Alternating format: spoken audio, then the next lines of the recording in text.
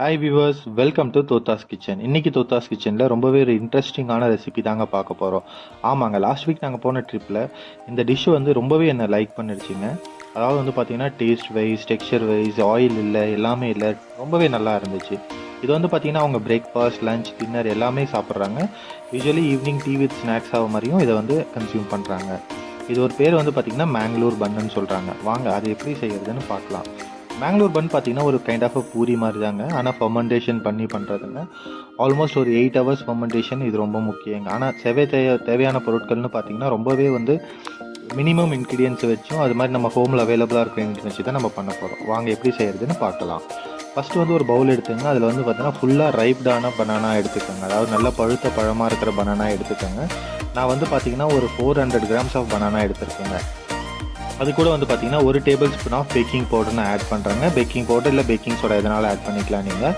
அதுக்கப்புறம் பார்த்திங்கன்னா 1 tablespoon of sugar நான் ஆட் பண்ணிக்கிறேங்க. இப்போ இந்த baking powder, like sugar and banana இது மூணுத்தையும் வந்து நல்லா ஒரு மேஷ் பண்ணிக்கோங்க. மிக்சியில் ஆட் பண்ணிக்காதீங்க, இல்லை பிளெண்டர் எதுவும் யூஸ் பண்ணாதீங்க. ஏன்னா இது கையில் பண்ணால் தான் அந்த கையோடைய ஃபர்மெண்டேஷன் அந்த பாக்டீரியாஸ்லாம் மிக்ஸ் ஆனதுனால தான் இது வந்து நல்லாவே ஃபர்மெண்டேஷன் ஆகுங்க. ஸோ வந்து கையில் உங்களால் எவ்வளோ மேஷ் பண்ண முடியுமோ அவ்வளோ நல்லா மேஷ் பண்ணிக்கோங்க. நல்லா மேஷ் பண்ண அது பார்த்தீங்கன்னாக்கா எல்லாமே மூணுமே மிக்சர் ஆகிடுங்க. இது கூட வந்து நல்லா ஃபர்மெண்டான கேர்டு எடுத்து வச்சுருக்கேன். கேர்டு வந்து பார்த்தீங்கன்னாக்கா இப்போ 300 கிராம் மைதாக்கு வந்து நான் வந்து 100 கிராம் கேர்டு போட்டிருக்கேங்க. ஒரு 1/2 டேபிள் ஸ்பூன் ஆஃப் நம்ம ஜீரகம் போட்டுக்கலாம். அண்ட் ஒரு 1/2 டேபிள் ஸ்பூன் ஆஃப் நம்ம வந்து சால்ட் யூஸ் பண்ணிக்கலாங்க. இது மூணுத்தையும் போட்டு நல்லா மிக்ஸ் பண்ணிக்கோங்க. இப்போ வந்து எல்லாமே ஒன்றா ஜெல்லாகி வந்துருச்சுனாக்கா இப்போ வந்து நம்ம மைதாவும் போட்டு மிக்ஸ் பண்ணிக்கலாங்க. மைதா வந்து பார்த்திங்கன்னா 250 to 300 கிராம் குவான்டிட்டியில் நான் மைதா எடுத்து வச்சுருக்கேங்க. ஸோ இது மைதா வந்து நார்மல் மைதா தான் இது. ஸோ இந்த மைதா ப்ளஸ் அந்த மிக்சர் எல்லாமே போட்டு நல்லா மிக்ஸ் ஆகட்டுங்க. இது வந்து பார்த்திங்கன்னா கொஞ்சம் பிச்சுன்னு தான் இருக்கும், கையில் ஒட்டுற மாதிரி தான் இருக்குங்க. ஏன்னா இது வந்து நல்லா ஃபர்மெண்டேஷன் ஆகணும். நம்ம டைட்டாகவும் பேசிக்கூடாது, ரொம்பவே லூஸாகவும் இருக்கக்கூடாது. ஸோ இந்த ரெசிபி நீங்கள் கரெக்டாக ஃபாலோ பண்ணிங்கனாவே உங்களுக்கு கரெக்டான கன்சிஸ்டன்சியில் கரெக்டாக ஒரு டோ நல்லா ரெடி ஆகிடுங்க. இப்போ பார்த்தீங்கன்னா நம்ம எல்லாமே மிக்ஸ் பண்ணியாச்சுங்க. நல்லா நீட் பண்ணி விட்டுக்கோங்க. அந்த பனானா, மைதா அந்த எல்லாமே வந்து கரெக்டாக மிக்ஸ் ஆகணுங்க. அது வந்து பார்த்திங்கன்னா இப்போ பார்த்தீங்கன்னா நம்ம டோ ரெடி ஆகிடுச்சு. ஆனால் பாருங்கள் கையில் ஓட்டிகிட்டு தான் இருக்குது. ஸோ ஒரு பவுல் எடுத்துங்க. அதில் கொஞ்சம் மைதா டஸ்ட் பண்ணிவிட்டு இந்த டோவை போட்டுட்டு ஈர துணியோ இல்லைனாக்கா ஒரு மூடியோ இல்லைனாக்கா க்ளீன் ட்ராப்போ ஏதோ ஒன்று போட்டு நம்ம வந்து ஒரு 8 hours வந்து இதுக்கு விட்டுலாங்க. 8 hours பார்த்தீங்கன்னா இது ஃபர்மெண்டேஷனுக்காக. இப்போ நெக்ஸ்ட் டே மார்னிங் நான் எடுத்துட்டேங்க. நெக்ஸ்ட் டே மார்னிங் எடுத்துகிட்டு நீங்கள் அதை பார்த்தீங்கன்னாக்கா நல்லாவே ஒரு சாஃப்டாக ஒரு ஃப்ளஃபியாக ஒரு டோ ரெடியாக இருக்கும். உங்களுக்கு பார்த்தீங்கன்னாவே தெரியுது பாருங்களா. ஆனால் அது வந்து பார்த்திங்கன்னா நம்மளுக்கு கையிலையும் ஒட்டும், பவுல்லையும் ஒட்டும். அதனால் என்ன பண்ணிக்கலாம்னாக்கா கொஞ்சமாக மைதா டஸ்ட் பண்ணி நம்ம எடுத்துக்கலாங்க. ஸோ வந்து ஃப்ளோரில் மைதா டஸ்ட் பண்ணிக்கோங்க. நல்லா பூரி உருட்டுற மாதிரி உருட்டிக்கோங்க. இதில் வந்து பார்த்திங்கன்னா எந்த ஒரு கிராக்ஸும் இருக்கக்கூடாது, இருந்தால் ஆயில் உள்ளே போயிடும். அதனால் வந்து நல்லாவே வந்து எதுவுமே கிராக்ஸ் இல்லாமல் நல்லா ஒரு ரவுண்ட் ஷேப்பில் உருட்டிக்கோங்க. அதுக்கப்புறம் பார்த்திங்கன்னா இதை கொஞ்சம் கையில் சும்மா தட்டிட்டு ஒரு ரோலிங் பின் எடுத்து நல்லாவே ரோல் பண்ணிக்கோங்க. ரோல் பண்ணும்போது கொஞ்சம் கவனமாக பண்ணுங்கள், ரொம்பவே மெலிசாக பண்ணிடாதீங்க. கொஞ்சம் முத்தாக இருக்கணுங்க. அப்போ தான் வந்து இது நல்லாவே ஒரு ஃப்ளஃபியாக வரும் உங்களுக்கு. இப்போ பார்த்தீங்கன்னா நான் இவ்வளோ முத்தாக வச்சுருக்கேங்க.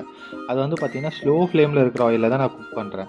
நான் கோல்டு ஆயிலில் போடலைங்க, அதே மாதிரி ஹை ஹீட் ஆயிலில் போடல, நல்ல ஒரு ஸ்லோ ஃப்ளேம் ஆயிலில் தான் நான் வந்து போட்டிருக்கேங்க. உள்ளே போட்ட உடனே வந்து நீங்கள் பார்த்தீங்கன்னா அது மேலே வந்து ஆயில் ஸ்ப்ரிங்கிள் பண்ணிகிட்டே இருங்க. அப்போ தான் வந்து நல்ல பூரி மாதிரி நல்லா உப்பி வருங்க அது. ஸோ அது வந்து உப்பி வந்ததுக்கப்புறம் டர்ன் பண்ணிவிடுங்க. டர்ன் பண்ணிவிட்டு அதே மாதிரி சேம் ப்ராசஸ் வந்து நீங்கள் பார்த்தீங்கன்னாக்கா அது மேலேயே நீங்கள் ஆட் பண்ணிகிட்டே வாங்க. இப்போ வந்து over the period of time வந்து கலரும் சேஞ்ச் ஆகிட்டே வருங்க.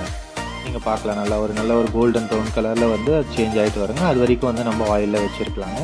அண்ட் ஃப்ளேமை ரொம்ப ஹையாக இன்க்ரீஸ் பண்ணிடாதீங்க, ஏன்னா அது வந்து உள்ளே வேகாத போயிடறதுக்கு சான்சஸ் இருக்குது.